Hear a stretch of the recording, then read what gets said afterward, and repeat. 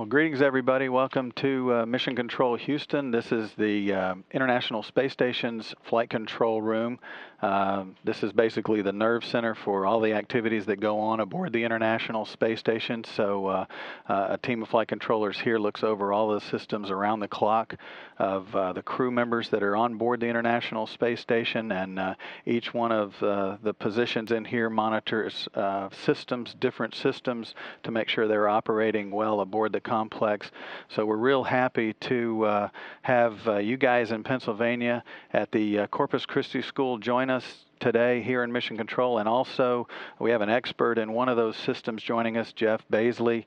Jeff is an expert in basically all of the systems associated with the environmental control, the life support systems aboard the station. So welcome to Pennsylvania, and also welcome, Jeff. Thanks for joining us, and we're ready to go.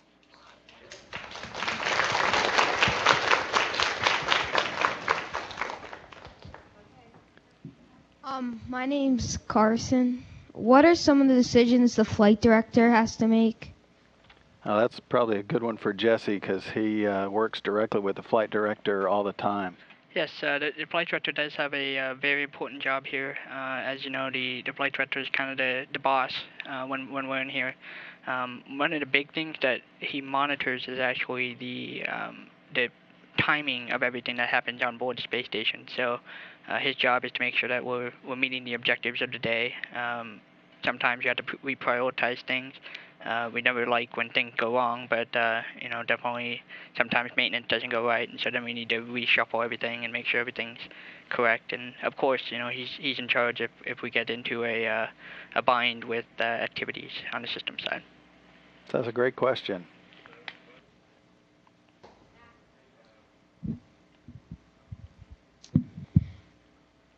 My name is Max, and what do you think is the most important role in mission control, and why? Ours. Yeah, No. That's a great question. Mission control is a team, so it's hard to pick one role. I'm a little biased, but I think the systems controllers are the ones that have the most important job. So, of course, we have all the different systems on board: the thermal control, power, attitude control, my system, life support. We've also got command data handling and a way to communicate with the vehicle. There's also the ground controller who kind of makes sure that everything works from the vehicle down here. And so everybody on that list are here 24/7, 365, and so they're very important to operations.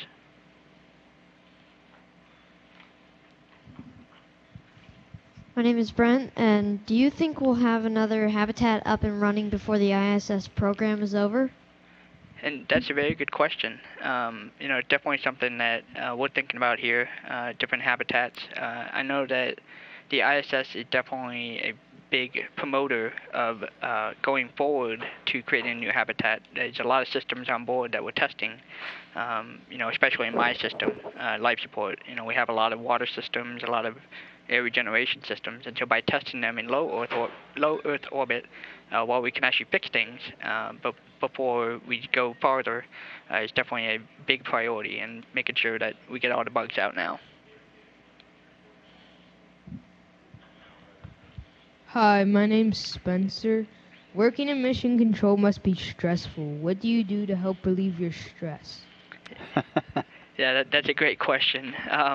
The hours definitely play on us a lot. As I mentioned, system controllers, we're here 24/7, 365. So, of course, I'm not here all the time, but different shifts, and the night shifts are a particularly tough one. But to kind of relieve some of that stress, a lot of people do exercise. So I know people in my group, some of them run marathons, so they definitely love to exercise. The big thing is just making sure that you have an activity outside of work that you can do that is important and you can look forward to after work. So for me, I'm on a canine search team with my dog, and so we get to go out and do a lot of training and go out and do things, and so it's definitely something I look forward to out of work. I think having a balanced lifestyle, even for you guys, when you're done with school every day, you certainly don't think about school all the time, but you do your homework and those type of things. The same thing for folks in here is, when you get off work, you try to get away from work for a little while and unwind and then regroup for the next day. That's a great question.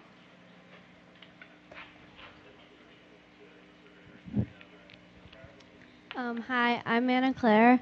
What was your most exciting moment in mission control? Well, there's lots of exciting moments here. I know personally for me, one of the most exciting ones was actually working console for the first time. The way that we train, we start in the back room, so not here in the Vicar, but in the back room. And so sending your first command to the real vehicle, it's quite an exciting moment. I actually have printed out my desk, the first command I sent to the space station. Another exciting thing for me was working my first shuttle mission here in the front room. So I worked STS-134, that's the last flight of Endeavour, and I actually worked the Orbit 1 shift, which is the shift where the shuttle was docking. So it's cool, looking up on the big board and seeing the shuttle come in for the last time for Endeavour, and watching all that. It's definitely a surreal feeling up here. Hi, my name is Clara, and I would like to know what is Capcom's most important job that they need to do. Well, Capcom, as you know, is the only one that talks directly to the crew on a day-to-day basis. So one of their most important jobs is actually translating what I tell them into crew speak. So we talk on the loops with lots of acronyms, lots of system issues that we're working, and then Capcom takes all those and packages it. So we only talk to the crew once about a certain issue, but also making sure that it's clear for the crew. Sometimes we spit out a lot of words and they make sense to us, but it may not make sense to the crew. So that's definitely one of probably the most important job.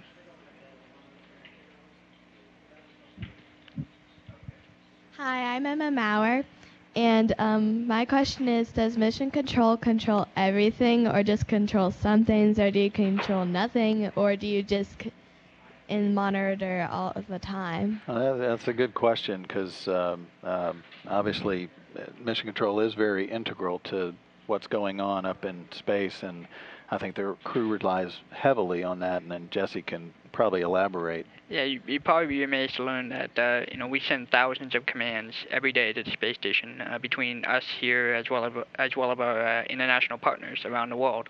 And so those commands control the systems. Also in Marshall Space Flight Center, they send commands to do the payload operation. So the advantage of doing that from the ground is it frees up the crew to do other activities that we can't do. For instance, payload ops, which I think you see in the background, Don doing payloads. They change out payloads all the time. Also, any maintenance tasks. So if something fails, we need them to put their hands on the hardware and fix it. So by controlling all the systems down here, it gives the crew the ability to get more tasks done. So great question.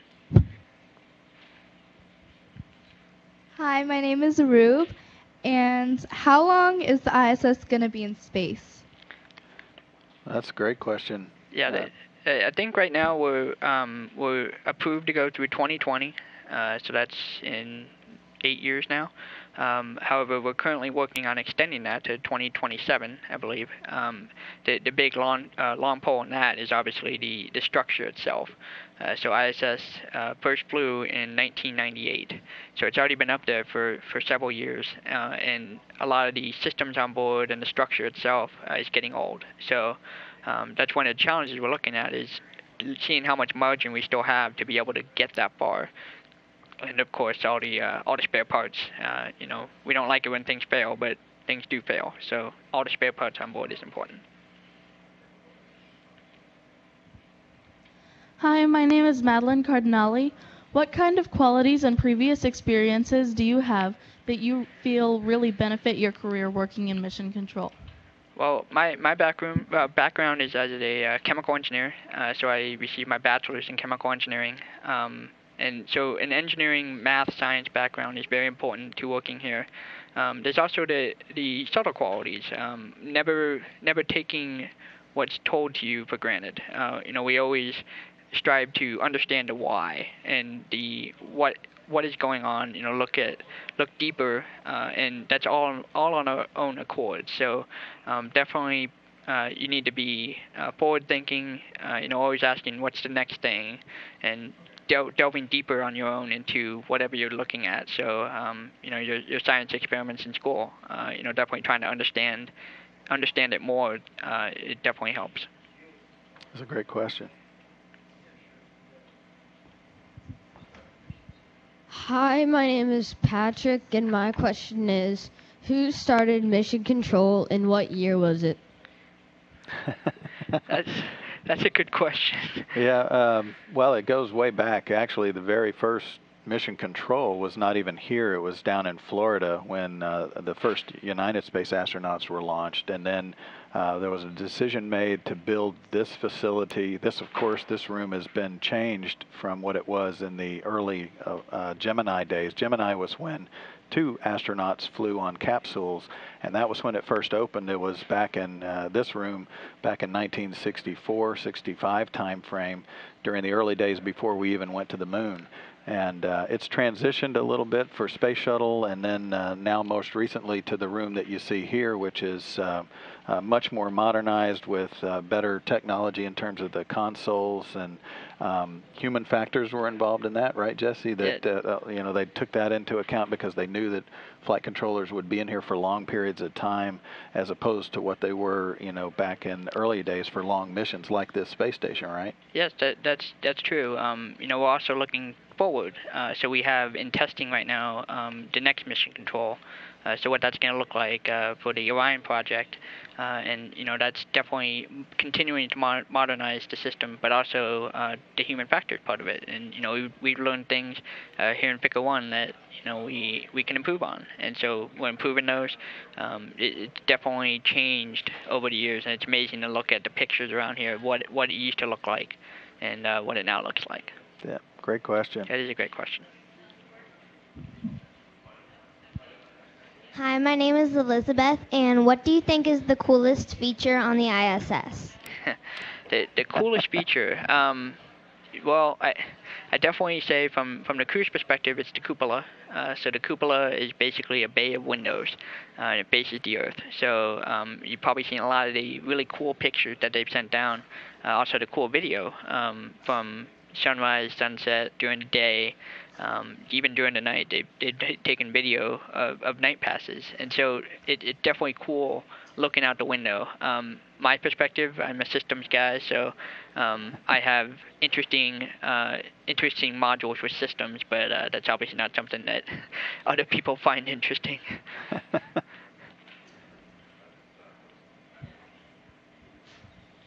Hi, my name is Kira, and my question is, about how many times a day does Mission Control lose connection with the ISS? That's actually a great question. We have an area called the zone of exclusion, and that's usually about every 90 minutes that we lose comm with the vehicle. It's usually about 10 minutes long. That gives us a time to take a break while the crew continues. The interesting thing is that we can close that gap if we need to. So usually during critical ops, so say a vehicle's coming, robotics, EBAs, things like that, we can ask the network to give us more time. And so at that time, we usually have all the time that we want, but we still have what's called a handover time, which is about 20 seconds, where our antennas need to go from one angle to another to pick up another satellite. So those are actually fairly common. Good question.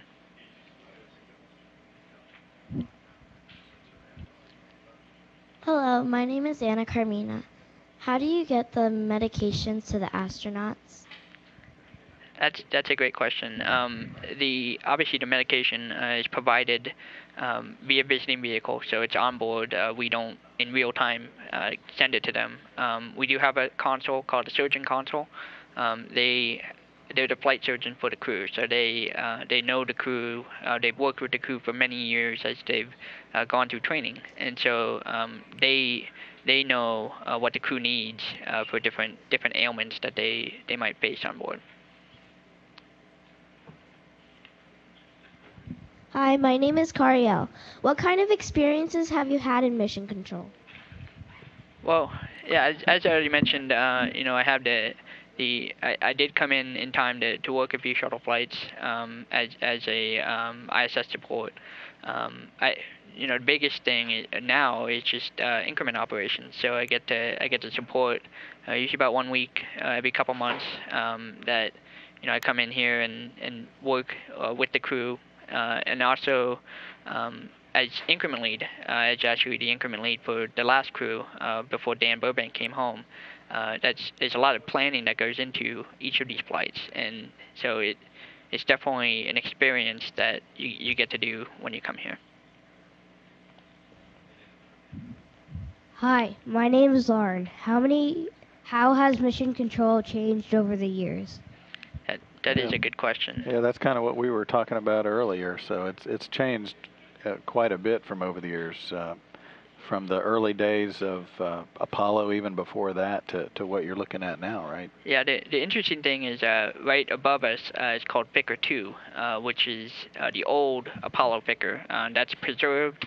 It's a historical site, and so you get to take a view of what it used to look like, and this room actually looked exactly like that before it transitioned over to Space Station. And even Space Station, we've had 2 flight control rooms. So we used to be in what's called Blue Picker before we outgrew that as the station got bigger, and then we transitioned over here.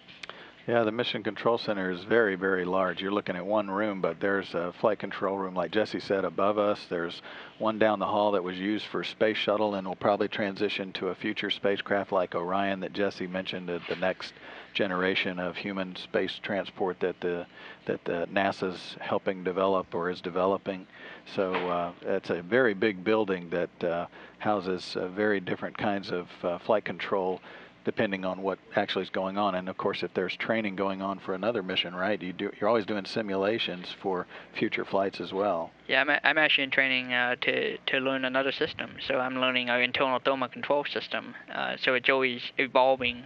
You get to grow and learn more things as you go through your career. So here's a good example of somebody who's continuing to learn even though he's already out of school. So you guys can look forward to that too. Yeah, exactly.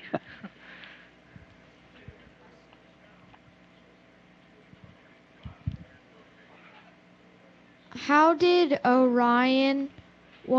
will you get Orion into space? That's a good question. There's 2 vehicles right now that we're working on. So the original Orions, so the first couple flights, I believe, will actually be flown on a commercial vehicle, so the Atlas launch vehicle. As it transitions, we're going to go to what's called a space launch system. It's shuttle derived, uses shuttle hardware, and it's a new vehicle that will allow us to go farther. It's about the size, I believe, of a Saturn V, so it's a very big vehicle.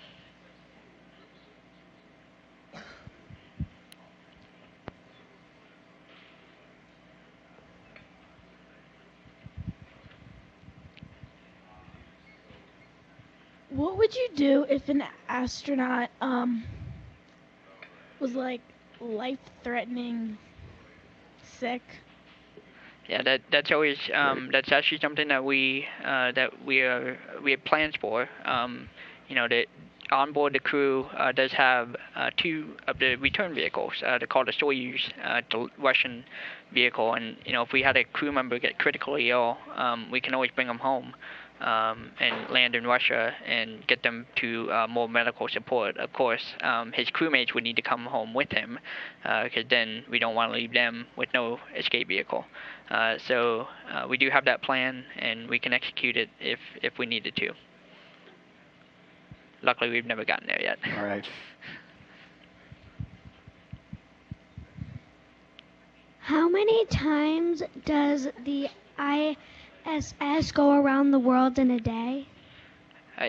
That's a good question. The ISS actually orbits the Earth every 90 minutes, which I believe that equates to 15 orbits in a day, something about that. And so we track it, and every day they go around the Earth every 90 minutes to get a sunrise and a sunset. So it's definitely different than what you have on the ground here. Yeah, the space station is traveling about 17,000 miles per hour, so that's about, for you guys, it's about 5 miles every second. So it travels very fast at what's known as orbital velocity, and and it's about 250 miles above the Earth right now. So as Jesse said, once every hour and a half, it goes all the way around the Earth.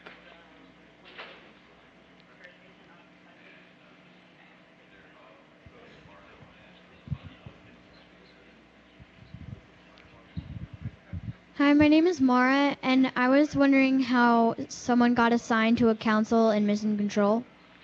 Well, that's a great question. I came in, I was actually hired as an ECLSS, so life support officer. It used to be that you'd be hired within that group, so a specific, towards a specific console.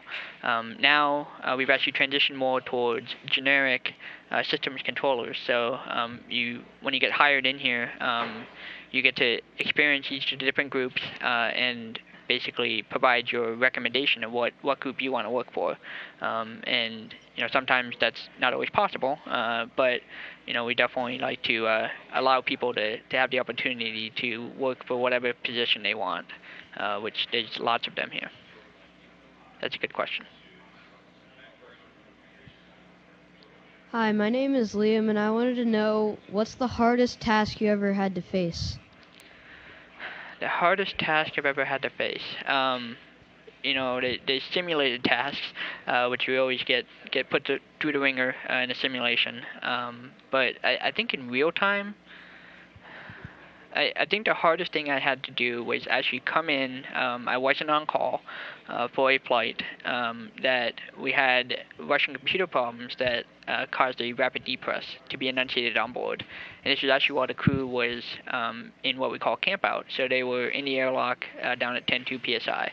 And so I was asked to come in to help the on-console team basically reconfigure all our systems after that. And the challenge there was the mixed config we were in, because as I mentioned, the crew was at 10.2 in the airlock. So there were a lot of different things we had to consider and work through.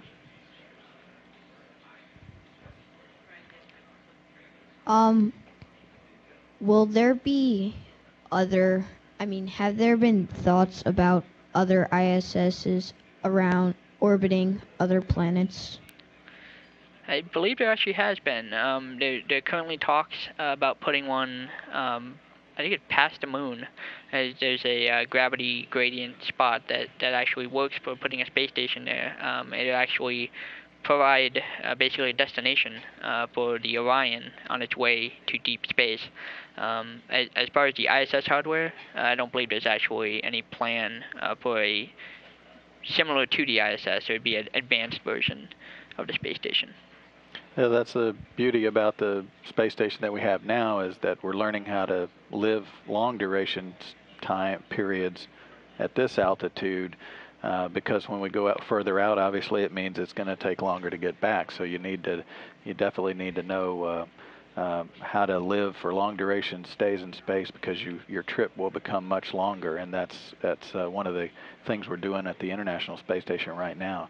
So those are great questions, and we really enjoyed visiting with everybody today in Pennsylvania, and you guys keep studying hard, and hopefully you'll make your way right here to this room and join Jesse along with other flight controllers as part of the team here in Mission Control. So thanks a lot for joining us, everybody. We appreciate it. Thank you. Thank you very much.